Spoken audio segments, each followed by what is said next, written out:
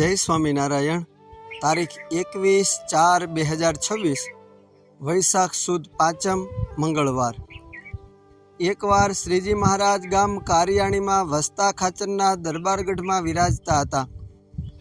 મોટા મોટા સંત અને હરિભક્ત પાર્ષદની સભા કરતા હતા।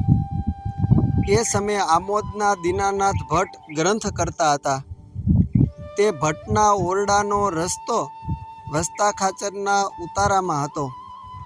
તે શેરે થઈને શ્રીજી મહારાજ રોજ એ ભટ્ટ પાસે જાય ને શેરમાં એક કણબી ભક્ત ધનો એવે નામે કરીને રહેતો હતો।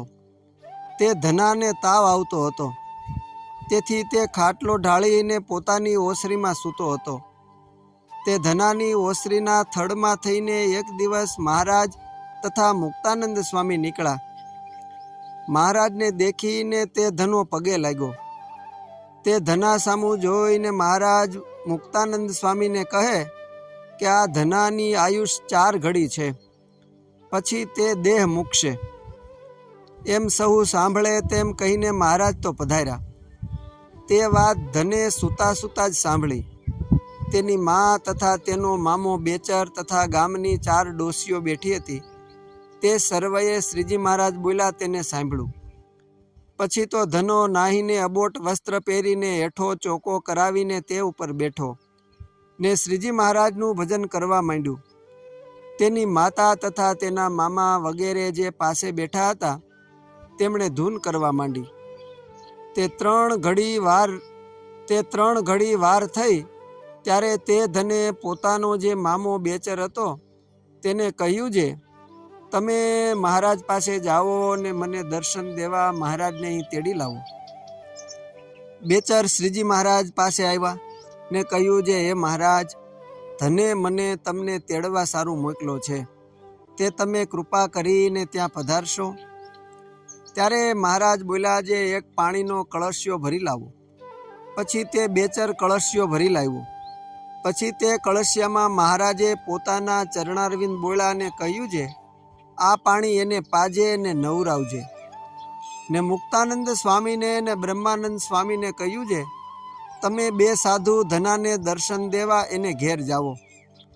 પછી એ 2 સંતે ધનાને ઘેર આવીને દર્શન દીધા ને વાતો કરીને કહ્યું કે ધના, તારા જેવું મોટું ભાગ્ય કોઈનું નથી, મહારાજનું ભજન કરજે।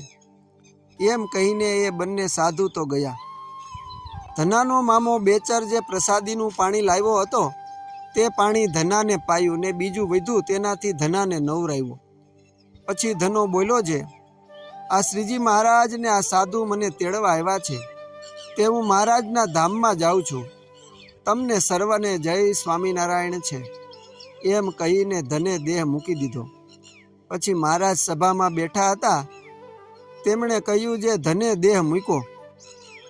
ત્યારે સુરા ખાચરે કહ્યું જે મહારાજ, ધને દેહ મૂક્યો હોય તો પોકરાણ કેમ હજુ પીડ્યું નથી? તે ધનો તો હજુ જીવતો હશે।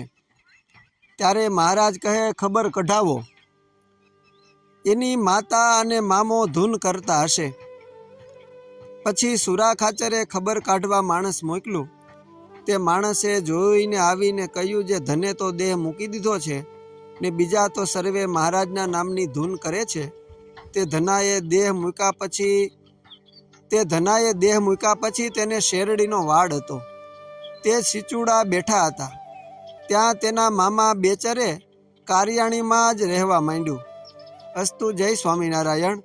પરમ ભક્ત રામજી શેઠ કૃત લીલા ચરિત્રની વાતોમાંથી।